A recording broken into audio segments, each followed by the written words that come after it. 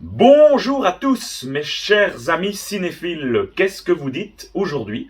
Moi, ça dit qu'aujourd'hui, on va débriefer le dernier épisode, l'épisode 8 de la troisième saison de The Mandalorian qui s'est achevé ici.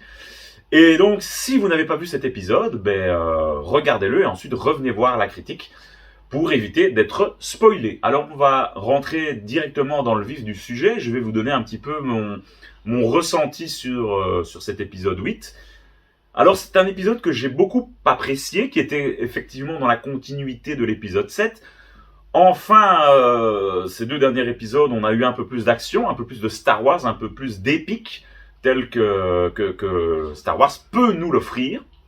Et voilà, c'était une bagarre générale, une conclusion pour la reconquête de Mandalore, avec quand même deux, trois moments que j'ai vraiment beaucoup appréciés, notamment la charge des Mandaloriens.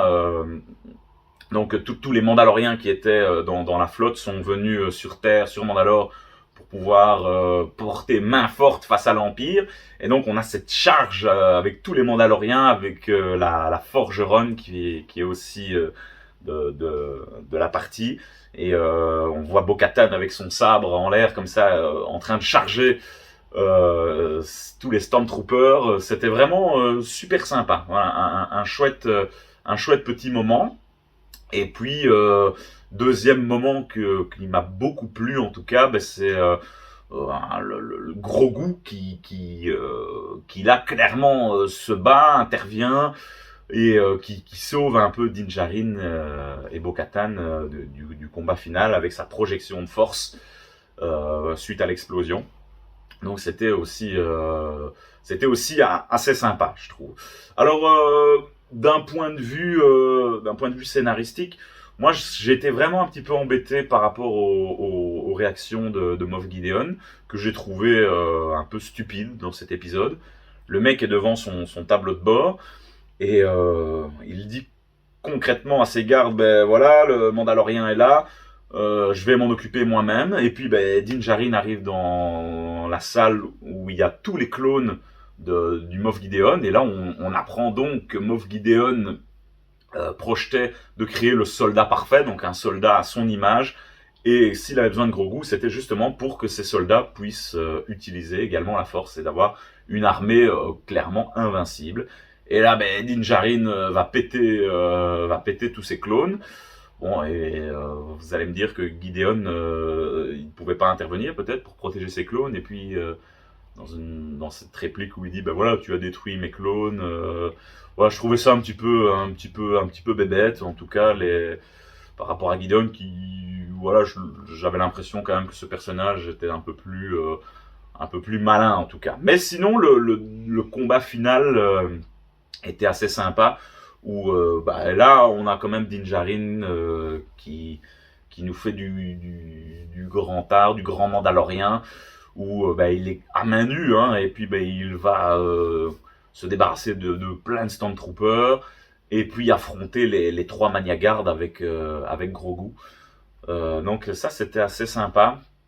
Il y avait quand même un petit peu de crainte à un moment. Je me suis dit, il y aura peut-être des pertes finalement, peut-être Bo-Katan, peut-être Din, ou donc vu que Din avait été traité de manière un petit peu en porte-flingue dans cette troisième saison. Mais voilà, ça a manqué peut-être un peu de pertes côté Mandalorien. Mais dans l'ensemble, on va dire que la bataille s'est plutôt bien terminée, et que les Mandaloriens ont réussi à reconquérir Mandalore. Et puis, on a cette cérémonie d'intronisation de Grogu dans le clan des Mandaloriens, et Din qui va désormais l'adopter. Et Grogu sera donc renommé Din Grogu. Voilà, c'était assez marrant. J'aurais cru qu'on allait pouvoir peut-être voir le mythosaure dans cet épisode, mais pas du tout. Pas de caméo, et ça je pense que c'était peut-être pas nécessaire. Beaucoup de rumeurs sur Luke Skywalker ou Boba Fett. Dieu merci, on n'a pas eu tout ça. Pour une fois, c'était bien d'exploiter vraiment les Mandaloriens qui étaient présents sur place, et voilà, c'était pas vraiment nécessaire. Peut-être une petite apparition de l'amiral Thrawn en scène post-crédit aurait été sympa pour introduire la série Ahsoka, mais il n'en est rien. Et donc on a une fin de saison à la une petite maison dans la prairie, quoi, où tout finit bien. Grogu et Din vont repartir sur Nevarro. On va leur offrir une petite cabane où s'installer. Et voilà, on apprend que Din va reprendre du service en tant que chasseur de primes pour former Grogu sur la voie des Mandaloriens, mais de manière légale, puisqu'il voilà, il discute avec le pilote de la République, et de dire que voilà, ils auraient besoin de lui en tout cas. Donc ça, on verra à quoi ça mène dans la suite. Et puis Mandalore qui est reconquise, donc à voir également. Alors il n'y a pas vraiment de grand teasing, je trouve, pour la suite pour une éventuelle saison 4 qui est apparemment déjà écrite.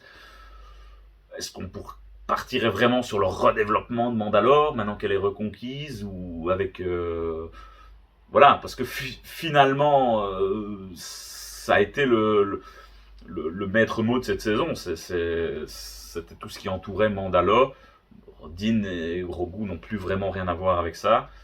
Est-ce qu'on partirait sur où Bo-Katan deviendrait un petit peu voilà celle qui tirerait la série, on développerait de nouveaux personnages, de nouveaux Mandaloriens, je ne sais pas.